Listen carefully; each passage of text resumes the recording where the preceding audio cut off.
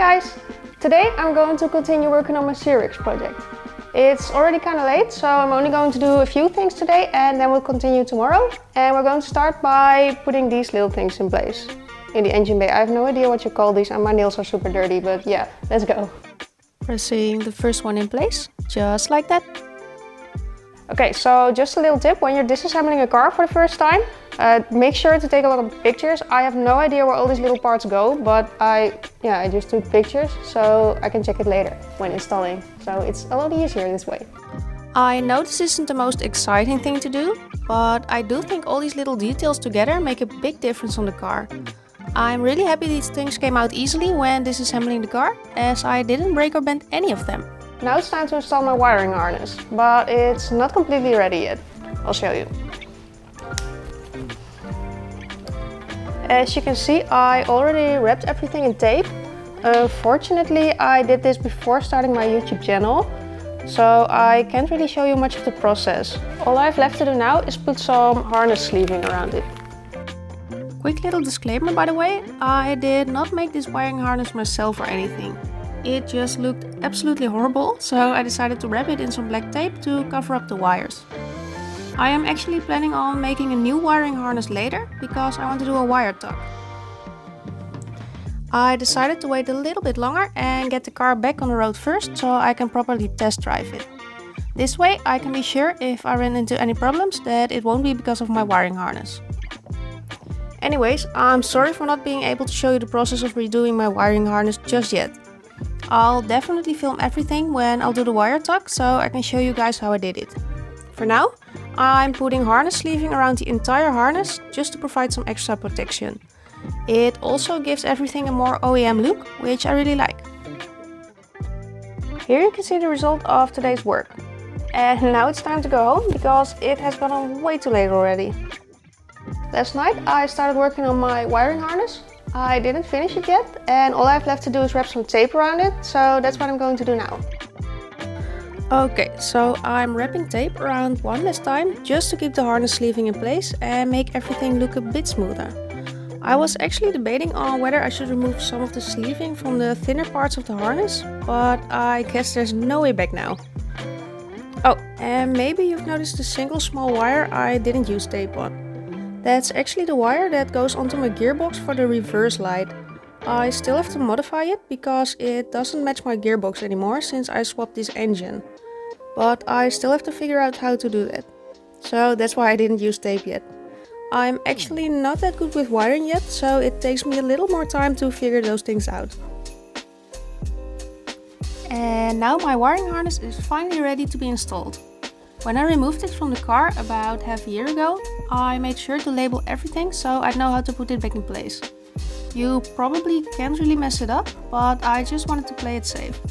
That's also because I know myself and I tend to forget most things in about a week, if not sooner.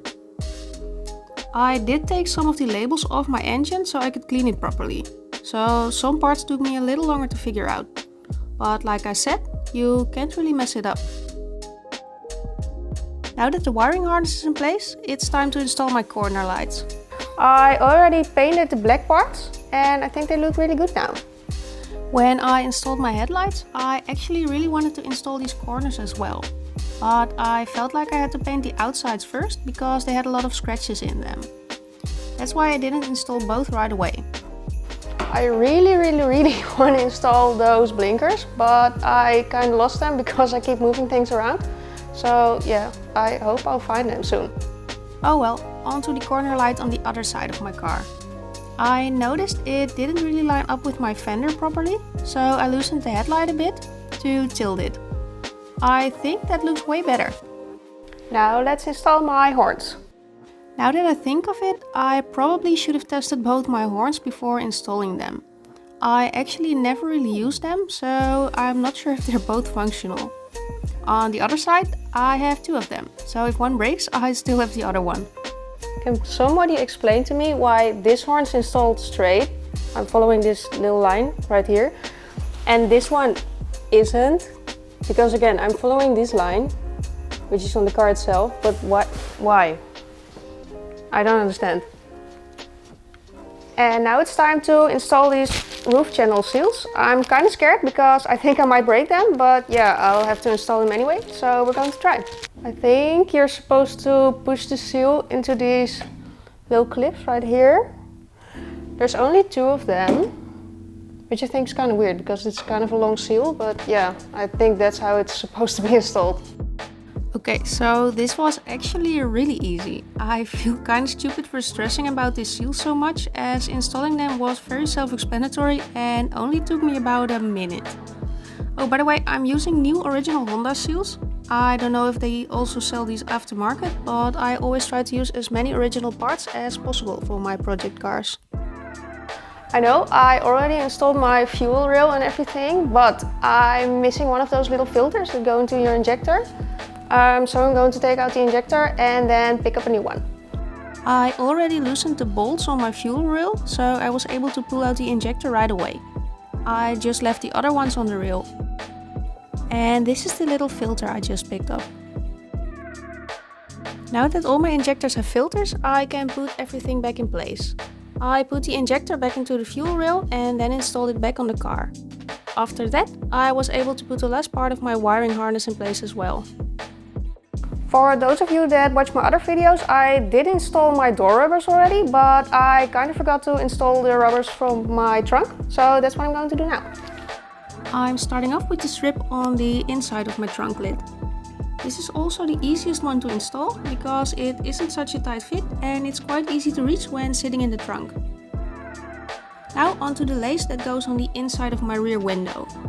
This one was a bit harder to get into place because I had felt like the lace was just too big, but I eventually got it done. I tried to film doing the other side as well, but my camera died halfway. But I promise I did fully install this one as well. Then I climbed back in the trunk, again. This time to install the actual seal. I had to loosen the gas springs to put the seal in place. It would have been a lot easier to use a broom or something to keep the trunk lid open instead of lifting it myself. But yeah, as you can see, I didn't. I did get the seal in place quite fast though, so it's fine. Here I'm just pressing the last part in place. And now I have finally installed all the seals on my CRX. Time to call it a day and go back home. That's it for today. Thank you guys so much for watching. Don't forget to like and subscribe, and I hope to see you next time. Bye!